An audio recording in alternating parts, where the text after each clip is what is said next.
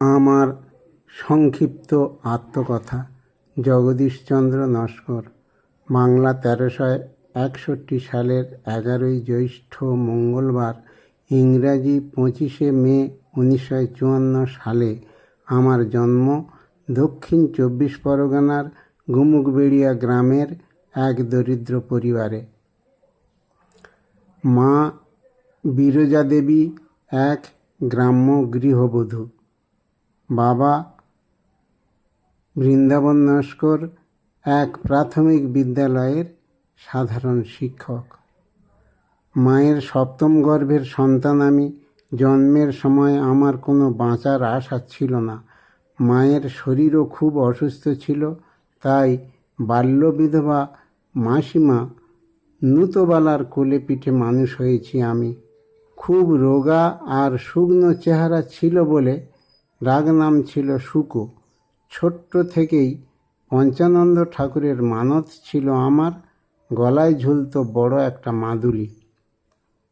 ছোটবেলায় একদিন মাত্র বৃদ্ধ সুশীল গুরুমশায়ের পাঠশালায় পড়তে গেছিলাম। তারপর বাবার কাছে লেখাপড়া শিখে বড় হয়েছি। খুব ভীতু আর মুখচোরা ছিলাম আমি। পড়া বলার ভয়ে আড়ালে সবার পিছনে বসতাম, কিন্তু পরীক্ষার খাতায় সবচেয়ে ভালো লিখে প্রত্যেক শ্রেণীতে প্রথম স্থান অধিকার করতাম। 1968 সালে সরিষা রামকৃষ্ণ মিশনে অষ্টম শ্রেণীতে ভর্তি হই। 1972 সালে হায়ার সেকেন্ডারি পাশ করি। 1971 সালের আগস্ট মাসে হায়ার সেকেন্ডারি টেস্ট পরীক্ষার ঠিক আগে আমার পিতৃবিয়োগ ঘটে। পরে অনেক কষ্টে ডায়মন্ড হারবার কলেজ থেকে বিএসসি পাশ করি। এরপর শুরু হলো সংসার জীবন। 1977 সালের 23 ফাল্গুন রবিবার আজীবন কৃষ্ণ প্রেমে পাগলিনী লতিকা দেবীর সঙ্গে বিবাহ বন্ধনে আবদ্ধ হলাম এবং তার প্রেমের সঞ্জীবনী সুধা ধারায় আমার জীবনের ধারা পাল্টে গেল। ভাগ্যে ভার্যা পেলাম আমি। এরপরে দেশের স্কুলে অস্থায়ী শিক্ষকের পদে নিযুক্ত হলাম। স্কুল স্যাংশন না হওয়ায় ছেড়ে দিয়ে 1983 সালে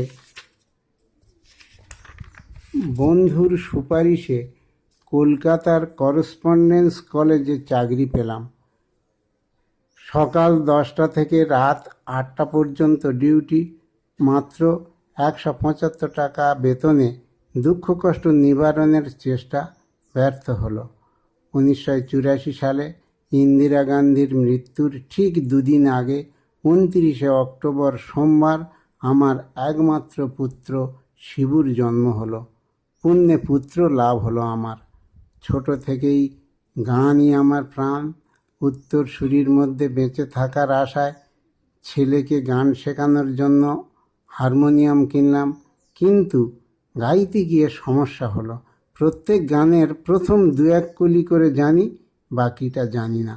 তখন সেই 1991 সাল থেকে প্রথম গান লেখা শুরু করলাম। জীবনে আমার লেখা প্রথম গানের প্রথম কলি, শোন বলি ওরে ও ললিতা, এখনই যা শ্যামের ঘরে, 2-1-91। পরে আমার রামপ্রসাদের দশা হলো। অফিসের কাজে বারবার ভুল করে প্রিন্সিপালের বকুনি খেতে লাগলাম। দুঃখে অভিমানে গান লেখা ছেড়ে দেব ভেবেছিলাম, কিন্তু আমার প্রেরণাদায়িনী সহধর্মিণীর অনুপ্রেরণায় আবার লিখতে শুরু করি। এখনও চালিয়ে যাচ্ছি। বহু ভাগ্য বলে কিংবদন্তি গীতিকার ও সুরকার শ্রদ্ধেয় সলিল চৌধুরীর আকাশদ্বীপের বাড়িতে তার সঙ্গে সাক্ষাতের সুযোগ হয়েছিল। তিনিও সবিতা চৌধুরী আমার লেখা খুব প্রশংসা করেছিলেন এবং রেডিওতে আমার গান প্রচারের ব্যবস্থা করবেন বলেছিলেন, কিন্তু বিধি বাম, তাই 1 মাসের মধ্যে চির বিদায় নিলেন তিনি। আমার আশার তরী ভেসে গেল নিরাশার স্রোতে। এরপর 1999 সালের 22 ফাল্গুন রবিবার আমার গর্ভধারিণী জননীও চিরবিদায় নিলেন। বিধির বিধান কে খণ্ডাবে বলো? Blood sugar, high blood pressure, gas, gall bladder stone operation, গাড়ি অ্যাক্সিডেন্টে দাঁত ভাঙা, ভাঙা চোয়ালে পাত বসানো, হার্ট বাইপাস সার্জারি, চক্ষু ছানি অপারেশন, কি নেই আমার এই ৬৬ বছরের পোড়া জীবনে, ভাবলে অবাক লাগে। তবে একটা কথা, পরম শ্রদ্ধেয় গুরুদেব শ্রীযুক্ত ভূতনাথ গোস্বামী মহাশয়ের অসীম কৃপায় তার অভয় বাণী, তোর ধর্মপথে মতি হবে হবে হবে, আজ সেই অভয় বাণী কল্পতরু হয়ে অমৃত ফল দান করছে।